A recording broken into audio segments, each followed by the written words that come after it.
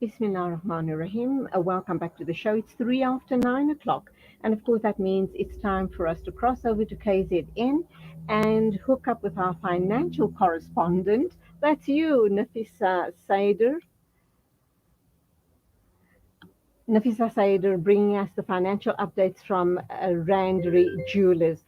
So let's take a short ad break before we try and get her online.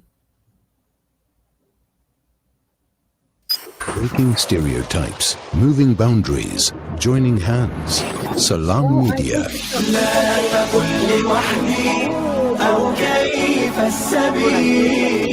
Humanity sets the agenda. Okay, at 4 after 9 exactly, Nafisa is going to be chatting to us in another 5 or 10 minutes' time. We're going to cross over to Ladysmith, and Abed Karim from the Al-Imdaad Foundation is standing by to bring us the latest of the situation in Ladysmith. We understand that residents have been evacuated after the town flooded, obviously following the very heavy downpours. Let's find out just how successful Al-Imdaad has been in getting most of the people to safety. Inshallah, we hope there've been no lives lost in the floods. And I have no doubt in my mind that they're working very, very hard to try and get as many people to dry land and to safety as possible. We have seen visuals of the devastation and the floods in Ladysmith, and it is very, very horrifying to say the least. Abed Karim, salamu alaikum, welcome to the program.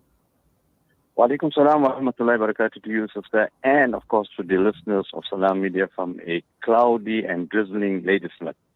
Continuing with the rain, and it must be so very difficult for you and the team and all possibly other volunteer organization as well. I'm assuming it's not only Al-Imdaad Foundation on the ground, that you do have help with other organizations and you are working hand in hand to try and contain this devastating situation in Ladysmith.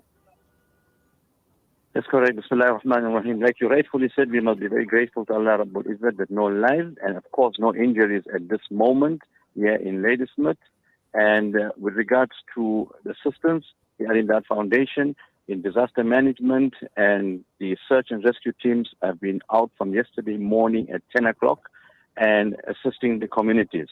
At that point, we must also say Jazakallah khair to all the NGOs that have called us and individuals from throughout the country offering their help and assistance to the victims of the flood here in Ladysmith.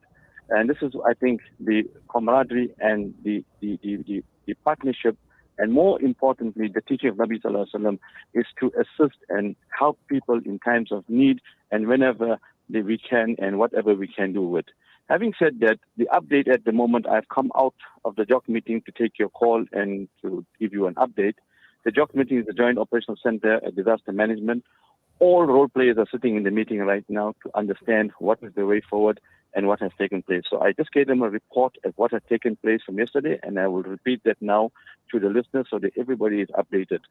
The Al-Imdaad Foundation, like I said, we started from yesterday morning at 10 o'clock, started monitoring with disaster management, the water levels, etc., and making our preparations for the worst. By yesterday, 4:30, the water levels started getting worse. The reason for that is, if the listeners know that the Klip River in Ladysmith flows through the town. Many of you have been to Newcastle and so forth. You join the N11 that goes through Ladysmith, that's known as Live Street. So that is the CBD. The entire CBD has been flooded, not only yesterday. Last week, Tuesday, we had the similar situation where we evacuated about 40 some odd people because of the poor drainage system, etc., and servicing of all these sluice gates, etc. But the situation from yesterday, the water levels were sitting at 8 meters. Then it moved to 8.5 meters.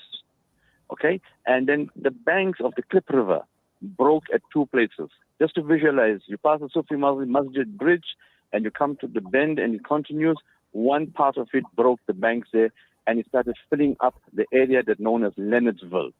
Then down the road, it broke the banks again at Rangoon Road. that is near the CBD, and started pushing in more waters. Now I'm not talking about the drainage system that was causing the flood initially.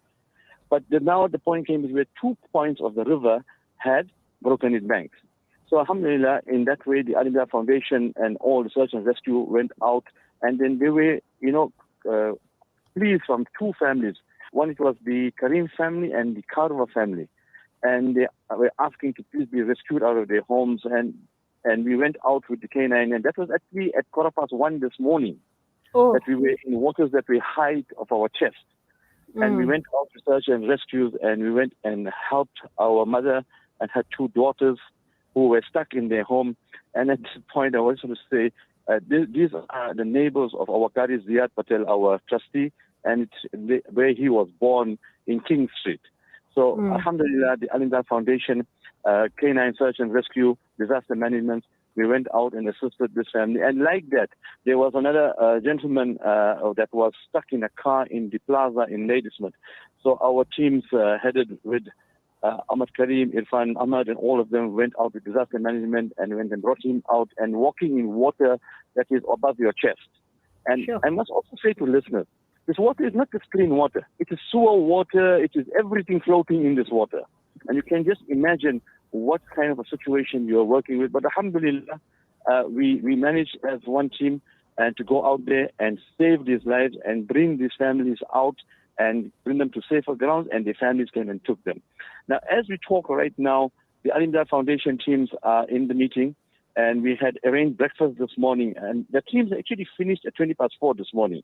Another two of us went out and did the breakfast at 6 o'clock for all those persons that were housed at the indoor sport soccer complex, which is about 89 people and about 10 children.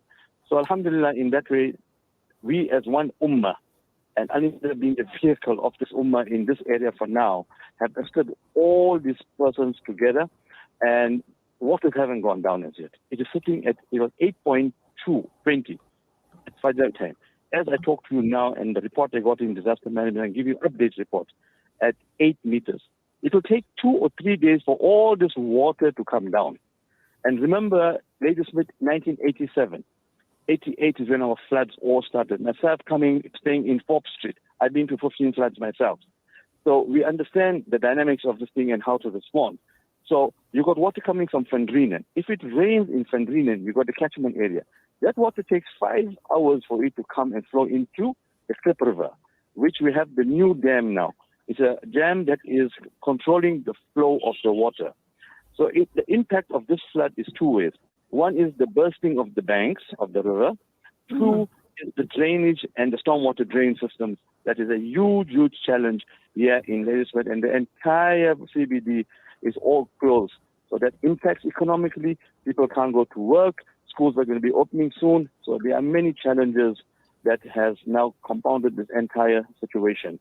But alhamdulillah, we want to... Right. You've just preempted my next question. That was that I should imagine Ladysmith town is on total shutdown. You've housed 80 odd people at the sports center. What about the rest of the residents in Ladysmith? 2 very quick questions, because I do need to end in a minute or 2.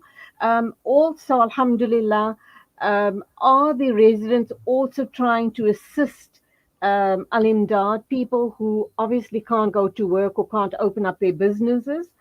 And being in total shutdown, is Al-Imdaad and other voluntary organizations able to get food to people on higher ground, because they obviously can't get to the stores to replenish their stocks? Okay, Jazakallah for the question. Let me take the second question. All the business persons that have their shops in the CBD, alhamdulillah, they're staying in the upper area of Rose Park, Van Rebel Park, and they're not affected in terms of their home, etc. It is only their businesses. Secondly, the persons that are housed at the indoor soccer stadium, they are people who are staying in the King Street, Light Street, in the low-lying areas. So they are about 79. So that is where the preparation for their food and, cleaning of their homes and everything will be done now. This is what we're talking about now in the JOC meeting. And inshallah, in that way, we'll be able to assist and help out after the water has come down lower. and then we'll be able to understand the dynamics and the needs and how we're going to put a plan into place. In fact, not how. The plan is already in place how to help at Al-Imdaad Foundation. So Okay, my final, Abed, maaf for interrupting. My final question, does the plan also include the cleaning up of the streets and the pavements? Because undoubtedly, like you said, sewer water is also leaking out into, into the floods. So that's going to be a massive cleanup operation. Alhamdulillah, in that way, we've got together water and sanitation teams here. We've got parks and recreation all a year, the mayors, deputy mayors, political leadership, and they will handle that part of it. But we at the Al-Imdaad Foundation and our volunteer teams will go and assist the homes to help out clean up and what have you, because there are many homes that only have females. So inshallah, in that way, we will also go out and assist after what has happened and assist in doing the cleanup operation. But cleanup operation is not easy, believe me, coming from a flood background. I'm sure. Abed, Karim, the Al-Imdaad Foundation, and all the role players that have joined forces with you, may Allah subhanahu wa ta'ala accept your efforts, keep you guys safe to continue doing the amazing work you guys are doing. Shukran very much for talking to us. Please stay safe, inshallah. Salaam alaikum. And we request the Ummah for du'as, inshallah. Ameen. And we've just had a sister, the name has just disappeared off the screen, but there we go. Sister Rehana Mota has called in to say that Allah subhanahu wa ta'ala grant the ummah ease. Shukran very much, Rehana, for that wonderful heartfelt dua. Undoubtedly, Allah subhanahu wa ta'ala watch over each and every one of us, inshallah. 15 after 9 o'clock exactly, in a minute or two, we'll be talking with Nafisa Said.